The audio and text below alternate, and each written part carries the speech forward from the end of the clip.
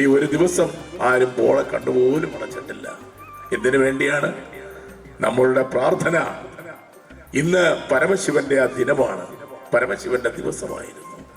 എവിടെയും എത്ര വലിയ നിരീശ്വരവാദിയാണെങ്കിലും ചില സമയം അവൻ അറിയാതെ വിളിച്ചു പോകും ദൈവമേ. ഒരു ഭവനം നിർമ്മിക്കുമ്പോൾ നമ്മൾ ഓർക്കേണ്ട ഒരു കാര്യമുണ്ട്. Vastu Shastra is the heart of homes. വീടിന്റെ ഹൃദയമാണ് വാസ്തു. ആ വാസ്തുവിനെയാണ് മറികടന്നുകൊണ്ട് നമ്മുടെ മനുഷ്യർ ഭവനങ്ങൾ നിർമ്മിക്കുന്നത്.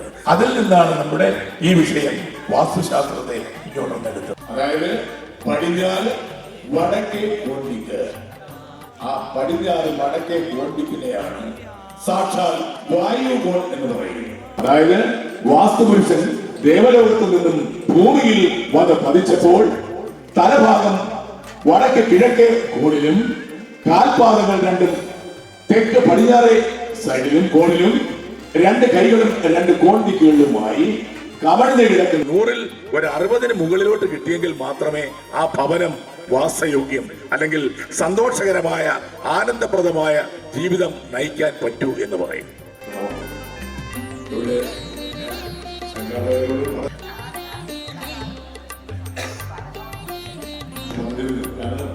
എന്റെ സമയം 2 മണിയായിരുന്നു പറഞ്ഞത്.